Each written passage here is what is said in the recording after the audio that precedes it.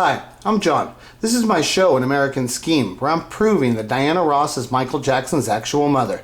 So I'm going to show you this clip really quick, and one thing is just to show you about how people so big as Oprah and her show with how much research and the money that she has and everything, and the professionals that work for her, right? But now listen to this first statement that comes out here really quick. And now first, listen to the first part really quick here. Makes me think of my first love. Okay, so her first love, one thing, she's saying Jackie Jackson. And I want to emphasize that because I think that's part of what allowed Oprah to be part of the dismantling of Michael, because in reality she was a person that when she was young she would have been like a young fat kid, an oddball out poor kid, and then so she would have looked at Michael as the kid with the good looking and all the good looking kids and all the people having the good life. Michael would have symbolized that to her. So then she liked the Jacksons and stuff, but her first love is Jackie Jackson. So she went for the oldest one because he's the old one. Now she wants the strong one, whatever, for all that, I could go into all that stuff. But anyways, she went for Jackie Jackson. And I think that's part of the core of the essence of what allowed her to actually go after Michael later.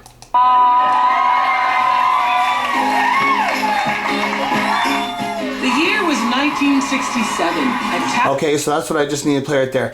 The year was, that was Oprah talking. The year was 1967, and she's... A talented group of 5 brothers from Indiana set the world on fire. Okay, so she says it's 1967, and they set the world on fire. Okay, so 1967, it's like, no.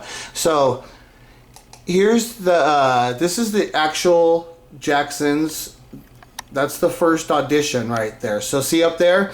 That's July 23rd of 1968 is when they did the first audition at Motown. So for her to say it's the year is 1967 that Jackson set the world on fire, it's like, well, technically the Jacksons were out there and they were doing stuff, but in no sense when you're talking about the Jacksons could you say the year was 1967 and then you start showing them doing like the Ed Sullivan stuff and they set the world on fire. See how wrong that is? And I'm saying that's Oprah, you know, so somebody with that high of a budget and that much of a key of a responsibility to get the facts straight, even her at that point was way off. She was way off in her telling of it. So I want to show you this part right here. This is the Wikipedia, and this is the Wikipedia of the Jackson 5. And so here I'll zoom in on the parts I want you to see there so we can see it better actually. Okay, so it says they performed the week-long shows at the Regal. Okay, so I'll read this part to you, then I'll show you the other parts I want. So it says they performed week-long run of shows at the Regal Theater as the opening act for Bobby Taylor and the Vancouvers. Okay, that's the story we all know. And Taylor sent them to Detroit to help with their Motown audition, which was set for July 23rd at Motown's headquarters on Woodward Avenue. Okay, see right there, they state that Bobby Taylor sent them to the audition that was set for July 23rd. Okay, so I'll show this again. So July 23rd, that's this audition. This is the actual recording of it and the date on it. That's the audition. Everybody knows the first audition of Michael at Motown. So right there, July 23rd, the same date. Okay, 1968. That's why I'm just emphasizing that Bobby Taylor is talking about that exact audition, okay? So now I've proven that like hardcore, that's the exact audition that Bobby Taylor, there it is, July 23rd. Okay, so the actual audition that they're talking about there, right? And then so when you go on to here, it says at Motown's Woodward Avenue. And then the next part here, the taped audition, that's the key thing right there. It says the taped audition was sent to Berry Gordy's office in Hollywood. Okay, and it says, but Berry Gordy turned them down again, since he had Stevie Wonder in the spotlight. And then it says later he changed his mind. So there's all kinds of tricky stuff there going on and stuff, right? But the key thing there is, so they're saying that at that audition, the reality of that audition was a taped audition. That's why it's there. The reason it was being taped was it was being sent to Berry Gordy. So when they say later, when you hear them say we're doing an audition for Berry Gordy or this and that, they were taping it for Berry Gordy, but Berry Gordy was not there. He was not present at that audition. And it's a big deal because now, let me show you this. And now this is ironic because this is going to be Berry Gordy. Here, you can see here. See, it says on OWN. So Oprah Winfrey Network. This is Oprah Winfrey had her series called Masterclass, right? So now this is Berry Gordy on Oprah Winfrey's Masterclass show series. And now listen to this. Listen to him speaking about the Jackson 5. Well, it was Suzanne the Past that grabbed me one day, and she said, there's a kids group, you got to see, they're auditioning in the next room, and we just love them, and you're gonna... Like just right there, okay. DePass grabbed him, said there's a kids group auditioning in the next room, okay? So this is like, he's acting like he's present, okay? And Susan DePass, she's a part of the story and all this stuff, but the actual reality of, listen to the story he's actually telling. I love them, and I said I don't have time. In fact, I don't like kids group. I don't want kids group. Okay, so right there, I don't like kids groups. I don't want kids groups. This is, and see, within the story, there's truths and then there's misleading things. And what I'm saying is I've nailed down the actual dates and the actual evidence as hard as I can. And I can tell you here that there's things going on that are different, like Berry Gordy. I can tell you where he's just lying, but then I can also tell you where there's the truth and how this truth conflicts the reality of the Jackson story. Now listen to this part. You know, I've got Stevie Wonder, who has a major entourage. He had his mother, he had a tutor, and a chaperone. Okay, so right there, he's like, I've already got Stevie Wonder.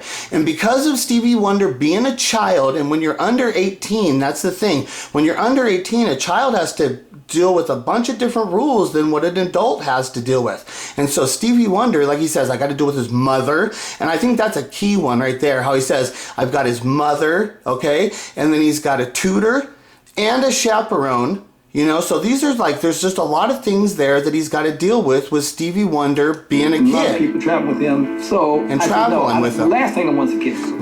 And when I saw this kid was doing all this stuff, and he was doing a James Brown thing, and he did a twirl and a split, and then she said, you still don't like kids group? And I said, no, I don't. Get my camera. You know, so. Okay, so right, all of that stuff there, he's saying that he was there for the audition, right? And then, because you could say the way he's describing the audition, he's saying he's there for it. And this is on Oprah, and he's given a telling of the story. He's saying he was there, but he wasn't.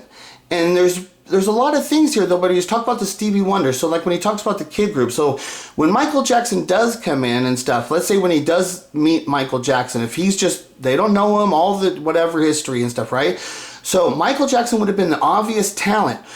Jermaine and Tito were playing instruments, but I am quite sure that their name probably doesn't appear on any of the records, if it ever does at all, for the Motown, because Motown, all the music would have been performed by the Motown bands, the house musicians. The Jackson kids would have never been actually playing on the records.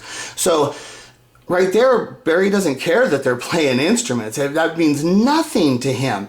And then they're not good enough to play on the records anyways, he would think, compared to what his house musicians are, right? And so, and he's got the house musicians under contracts already. He doesn't have to worry about these kids. The kids, that's kids. To put them under contracts, you got to deal with, like I said with Stevie Wonder, the mother. Okay, now in this one, you got to deal with Joe. This is Joe Jackson, okay? Joe would have been a real stern guy, wanting to be the manager and stuff, and all the demands and stuff like that. All of that stuff would have turned him off. Screw that. I'm not dealing with all of that stuff. Because, and then what he would have done is made an offer. I'll sign the kid, the Michael. He's the talent. That's what he would have done in reality. There's no way that he signs the whole band. I don't believe that it would have been possible, because he wouldn't have seen, I don't believe he would have seen the talent there. I don't believe he would have seen what the Jackson 5s could have actually been until he was forced to actually say, no, this is a band, you're going to have to deal with it. Then after he said, okay, well, I'm dealing with it, now he looked at it and said, okay, what can we turn them into? And that's how it turned into, and then he did work with them and stuff. But that was because Berry Gordy was forcing him. He forced the whole issue. And like, so you go back to this issue here at the Jacksons here, And when they talk about the Jacksons signing to Motown, what you find out is that the Jacksons, they do this audition, but the Jacksons are under contract with Steeltown at this time. They're actually under contract. So, and I think that would be another thing. Let's say, okay, so Berry Gordy, now here's another obstacle. So Berry Gordy, not only does he got to do with the kids and the Joe and all the kids and all of them wanting to play the instruments and everything going on, but this band is already signed to another company. So I would have think that at that time, Berry Gordy would have told them, you go away, and after you fix your contracts issue with the other guy, then come back, maybe do an audition and we'll talk. But that's not what happened. What happened was they took the Jacksons under their wing as Motown. They put them under the wing and they sat out the time as Motown together. They waited until it was about, from this time it would have been a little less than a year until their contract had run out, until I think it's March 11th, I think is what it said, till next year. When their official contract ran out with Steeltown, that's when Motown officially signed them. That's what had happened, the official stuff. And so, so that's in 1969. You know, they don't officially even get signed to Motown until 1969, and Oprah's got them shocking the world. It's 1967. So I'm saying the dates and the way people are misleading with the dates are really confusing, and it's been happening like this with all the time and stuff. But I'm actually nailing down the dates. And listen to this now. This is Michael Jackson telling you about the actual audition that they did. That first audition at Motown. This we is auditioned Michael. for Berry Gordy in Detroit. And see how he said, we auditioned for Berry Gordy in Detroit. That makes you think that Berry Gordy was there, but it's not. That they were recording it for Berry Gordy. Okay, see, that's really misleading. And I've been able to dig through it though and get the real evidence to find out that Berry Gordy was not there. They were just auditioning for him. That's what the recording was for. But actually, who was there? And here we are singing, and all the Motown stars were there. Diana Ross, Temptations, Smokey Robinson. Okay, so Diana Ross, Temptations, Smokey Robinson. So the stars are there, but Diana Ross and Smokey Robinson are actually at that audition when Michael's there performing and it's being recorded for Berry Gordy. Actually there. And now the true story is Berry Gordy would not have known them at this time. There's no, he doesn't really know who the kids are. That's the official story, right? But I'm saying no, he does know them, and there's much more going on here. Now listen to this part. And we're singing, and all these people are watching us, and we did our whole show and they loved it. They really raved over it. And Diana Ross came over to us and she said especially, I loved what I saw, and she said she wanted to take special interest in our career. Okay, so right after they did their performance that they were doing for a recording to Berry Gordy, but after it happens, Diana Ross walks right over to the Jacksons and tells them specifically, I'm going to take specific interest in your career. Okay, now, Berry Gordy's never even seen them yet at this time. But at this time, Diana Ross has already went over and acknowledged them and made them official. They're like kind of signed already. I'm taking interest in your career right at that moment. Berry Gordy hasn't even seen the tape yet. And see what I'm saying? The conflict of the stories from what they're saying to what the real evidence proves. It proves my story is the story that proves everything. That they all knew what was going on. They knew the kid because of Michael's the son of them. That's why Joe was able to force Barry's hand to get the whole band in there, because Barry had, because Joe Jackson had Michael was given to him from Berry Gordy because they're old friends. That's why he was able to force his hands. That's why Joe Jackson, when Michael Jackson's the one at 5 years old. Now remember, Joe Jackson doesn't start up a band and go on the road with any of his kids before Michael, right? But then Michael, at the extreme young age at 5 years old, instantly, boy, I'm going to start a band with you. We're going to go all the way. Okay, so he instantly knows that that's the kid, but it's not because the talent was so great, because Joe would not have trusted the talent. If this 5-year-old kid had put his whole family's trust into that kid, it makes no sense. But when you understand the reality that that kid was given to him from Berry Gordy, then Joe instantly seen that there's talent. Not only does the kid have talent, but that's going to be the connection for Joe then to have leverage back over Berry Gordy to force him into doing things, which is exactly what had happened. My story is the real story, dealing with all the real facts and the real evidence. And you can see the scrambledness, just what I've shown you, between the what's going on in the world, why it's all scrambled, because the people are misleading you and you're telling you little dates and misleads here and there that mislead everything. But when I actually tell you the extreme facts and the details, it only proves my story.